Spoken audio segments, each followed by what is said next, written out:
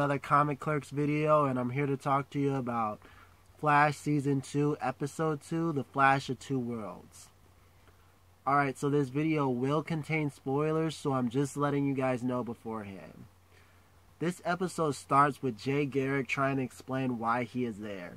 As we know, the Singularity opened a breach between both their worlds, and he tells them that in his world, he's the Flash, and before he was brought to this world, he was fighting Zoom. This piques Barry's interest because Atom Smasher told him that he was sent there by Zoom to kill him. Jay explains more that Zoom is a speedster and probably faster than them all. The unstoppable demon in the face of death. So back to Jay's story of how he got there. He was fighting Zoom, which wasn't going in his favor at all. He almost died, and then the sky splits open and pulls him inside, bringing him to Barry's world, and in the process, losing his powers. He has been following the Flash team for about 6 months, trying to figure out everything about them, and then he just walks into Star Labs. Didn't they just say in the last episode that they upgraded Star Labs so nobody can walk in anymore? Jay doesn't have his powers, so I'm wondering how he got in. Anyways, the team is suspicious, so Barry suggests that they start running tests on Jay to see if he is who he says he is. So we cut to a scene where we see a breach open in the middle of the city, where a guy is dropped out by Zoom. He asks where he is, and Zoom tells him to be able to go home, he has to kill the Flash. Same thing with the Atom Smasher. We get back to Star Labs. Caitlin is running tests on Jay, where he explains he's been the Flash for 2 years now. He got his powers from conducting experiment in his lab, and in a blinding light, he woke up from a coma with speed powers. A typical Flash story. Out there with the team, they're discussing the new information Jay gave them. Stein says it's all been theory that parallel universe even exists. It looks like, that this theory has become true pretty much. Joe is confused. And so Stein starts to, go into explanation and, where he talks about Earth 1 and Earth 2, Earth 3. I know all you comic readers got excited about this because you all know what this means. Joe, he can't even wrap his head around it. He's still trying to accept time travel and heads out. This is when Stein reminds everyone that there are breaches open between both worlds, and they need to find them and close them. Alright, so Caitlin is done with her test and tells them that she cannot find the Speed Force in Jay's system at all. This makes Barry even more suspicious about him now, but one of Caitlin's tests was a lie detector, which Jay passed. Barry is still unsure and tells her to keep running more tests. At the CCPD, we see Joe getting a message or a call, I don't know which one for sure, because he's interrupted by Patty Spivot. If you don't know who she is, pre-52, she was Barry's lab assistant. In the new 52, she's Barry's girlfriend. In this series, she's a cop and wanting to join Joe's metahuman task force. Even with her awesome resume, Joe declines her joining the task force. We get back to Star Labs, and Barry is locking Jay up for their protection. Jay is trying to convince Barry that he is going to need his help, with whatever, what's coming, Zoom and all that. But Barry declines again, and, Barry is just not letting up on this one. This is when Cisco informs Barry that there's a fire that needs to be put out. Barry takes off, puts out the fire, which was a setup. He is attacked by his guy that was, dropped through the portal with Sam. He takes a hit and tries to strike back, but this man disappears. Barry tells Cisco that they need to figure out what's going on because I'm sure, Barry is really tired of being sucker punched right about now. investigating the fire, Barry tells Joe he got a good look at the meta who did this. This is when Patty is there, and she introduces herself to Barry. She's his biggest fan. His forensic reports are awesome. They make it seem like he was right there when the killing happened, which is kind of creepy, but she's his biggest fan. She has a theory that she wants to run by them. She found exactly where the fire had started. She took samples of the sand that was around there and found fingerprints. She comes to the conclusion that they're dealing with a metahuman. This is when Barry suggests that she should have went into CSI work. Dropping little hints there, are we, Barry? She says she loves the science but wants to be into action while looking at Joe, who still says no. This is when she asks Barry how she can get him to change his mind. Barry has no idea how. He's been working on it since he was 11, and he wishes her good luck on that one. So back at Star Labs, Jay is doing more tests when Iris noticed that, Caitlin is, looking at Jay a little long, checking him out. This is, we see, Caitlin checking out Jay right about now, This is when we see Cisco looking at the sand that, that Barry brought them. This is when Jay tells them it isn't sand, they're human cells that are able to be manipulated. C says it's from one of his metahumans he calls the Sand Demon. Cisco warns him that Jay is not allowed to name metahumans, but he's okay with this one because he likes Sand Demon. It's pretty cool. Jay offers his help again and Barry declines. He warns them that they're in a lot of danger from Zoom. Barry still declines, saying that if Jay could have helped, he would have already stopped Zoom in his world. Which is kind of a low blow, Barry. That wasn't cool. Come on now. This is, it cuts to Stein, who is working on how to close the breaches. He tells Cisco he believes he found the answer, which is in trans-dimensional energy or exotic matter. All they have to do is figure out a way to, locate this, exotic matter. And that's when they come up with using the satellite to photograph it and be able to find out their location. Stein leaves to work on this, and Cisco has another vision of Barry fighting the Sand Demon. This is when he wants to know, what is exactly happening to him. This is when we get to Joe telling their metahuman. From the fingerprints, they found out this guy's name is Eddie Slick. He pursues him, but, before he can catch up to him, Eddie's already caught by Patty. So we get back to the CCPD, and Joe is interrogating Eddie about the arson, suggesting to him that he might be a meta. In Eddie's defense, he says that if he was a meta, he would have used them to get away. Joe asks him where he was, the night the particle accelerator exploded. Eddie says he was at Blackgate Penitentiary. So, Blackgate's in Gotham, so, we might get to, Gotham characters hopping over to Central City at some point in time, Alright, so Barry and Peggy are on the outside of the glass talking about her takedown. They seem to be having a little moment, so, they could go the New 52 way and have them, spark up a relationship. You never know how this is going to go, Iris is still in the picture, but, you never know on this one. They might go the Patty way or they might go the Iris way. We don't know yet. So, Joe tells Barry that this Slick wasn't there the night that the particle accelerator exploded. And Barry says, that's the guy who jumped him, pretty much. And then Joe tells him he might need to consider this doppelganger theory. We get back to Star Labs where we see Oliver's message. He's on TV, telling, Star City that he's the Green Arrow. This Caitlyn likes it, but Cisco is kind of upset. He put a color to his name.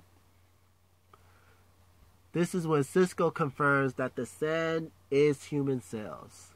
But Barry is still in denial about Jay Garrick, and he wants to prove everything that Jay said to them is all truth. He doesn't want, any surprises from Jay. This is when Iris tells everyone to clear out and tells Barry that he needs to stop thinking everyone is Harrison Wells and, trust his team. This is when we get to outside the CCPD, and Joe is kicking Eddie out and tells Peggy they didn't have, that much evidence to hold him. And Joe is wondering why, Patty wants to be on his task force. That's when the Sand Demon shows up, takes out Joe, kidnaps Patty, and, oh man. It's just she wanted to be on the team so bad, and, this is what happens. Alright, so we're back at Star Labs, and Barry finally asks Jay for his help because the Sand Demon has kidnapped Patty. Jay, he gives them all the details about the Sand Demon and gives Barry the solution of stopping the Sand Demon, which is throwing lightning. This is when Barry sees Joe on his phone and asks him if Joe's okay. Joe kind of feels like it's his fault. He didn't even want her on the task force because he knew something like this would happen. So we cut to a scene where we see the Sand Demon and Patty in the warehouse. The Sand Demon is working on a concussive bomb, to kill Patty, to take down the Flash and all that. Patty, she goes into a speech about how, his powers, all they did was make him a much more horrible person, pretty much. Alright, so we get back to Star Labs, and the team is having no luck finding the Sand Demon. So Cisco decides to use his powers in secret to find them. Stein finds Cisco, but Cisco, he's already had this vision and is intent on telling Barry what he found out. Barry is training with Jay to be able to throw lightning. Barry is not getting it at all. And Jay is trying to explain the trick to it. And, Barry doesn't believe he can do it. Jay does believe in Barry. And this is when Barry starts to explain to him about Harrison Wells. And this is when Cisco runs in explaining to him what he saw. He saw, where they were located in the concussion bomb. And, this is when Stein gets a little bit more suspicious, but, he doesn't say anything yet. And this is when, Barry and Jay, they start to come up with a plan about using Jay as a distraction, which includes him suiting up. They give Jay back his helmet, which he got from his father from the War of Americas. I won't even go into that story right now, but the Flashes are ready for a superhero team up. At the warehouse, Flash zooms Jay in, who distracts the Sand Demon, who figures out Jay has lost his power. During this distraction, Barry zooms and grabs Patty off the concussion bomb. The blast goes off, knocking everyone, back. The Sand Demon takes it. Everyone else gets knocked, knocked for a couple feet. And this is when the Sand Demon gets really excited because he gets to kill both Flashes and starts to choke Jay. Barry takes off in a burst of speed to save Jay and hurls lightning straight at the Sand Demon, who, sand hardens when it gets hit by lightning and he fell and, he broke into pieces. Alright, does everyone notice, that Barry has killed 2 metas already? And the season's just started. I feel like he's just offing people and he doesn't really care. He was alright, he kind of cared about Atom Smasher, but he's like, I had to take you out because you were hurting people. But, the Sand Demon, he just, boom, gone. That's just my thought about it. I'm just wondering, that just crossed my mind, you guys. Don't think too hard on that one. This is when Peggy wakes up and calls the Flash. And we get, an awesome comic book scene of both Flashes, running on opposite sides of the pillar. If you know this comic, I know a lot of you guys got really excited when you saw this. It was an awesome scene, and I enjoyed it very much just to even see that. Alright, so we're back at Star Labs, and Caitlin and Jay are discussing losing things, and Caitlin suggests to him to find a new way to live. This is when Barry walks in to apologize for not trusting Jay earlier, and they joke about one being the Scarlet Speedster and the other one being the Crimson Comet. Barry thanks Jay for helping him out, and Jay says he's going to need it to take out Zoom. Barry wants to know a lot more about, Zoom. This is when Jay, he pretty much doesn't know that much about Zoom. Only that, that Zoom, showed up around the time Jay got his powers. He's killed a ton of people, and he's always been one step ahead of him. Kind of like, Reverse Flash was for the Flash in Season 1. He tells Barry Zoom wants to be the best and the only speedster. So we head back to the CCPD, and Joe is talking to Patty, and he wants to know why she wants to join his task force. The truth this time, because it seems like they have someone that connects them, which is Mark Martin, the weather wizard. Patty explains that Mark killed her dad. Then months later, Mark came back with superpowers. Patty believes that she needs to help and stop these bad people who get these superpowers. That's basically her explanation, She might not have powers, but she's going to do something to stop them. After that speech, he tells her she's on the task force and leaves. This is when Joe is stopped by a woman in the hallway who reveals herself as Iris's mom. That's a big one to throw in on us already, So we get back to Star Labs, and Cisco is working on the satellite.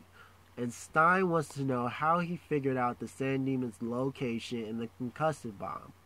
Cisco explains to him that he gets a vibe, and then he gets these visions after Harrison killed him in the other timeline. Stein tells him that, they should be exploring this, and Cisco doesn't want to, and, he wants it to be kept quiet because Wells said, in the last season that he gave Cisco these powers, and he doesn't want to be associated with anything that, that could have came from Wells, That's when the satellite finally picks up the breaches, which are 52. There are 52 breaches that are open. That's a coincidence. 52 is a pretty, specific number. Anyways, the main one is in Star Labs. And while Stein is explaining this, he collapses and faints. Alright, so, this episode is almost over, but we do get a scene. It looks like we hop into the future, or it's a different universe, of Star Labs, where a tour is going on. And that's when the tour guide introduces the savior of Central City, who is none other than Dr. Harrison Wells. And that's the end of this episode, you guys. And, I really enjoyed this episode. We got Barry and Jay teaming up. Hopefully we get more of that next episode. And, this was clearly an awesome episode. I can't wait to see more. Hope you guys enjoyed.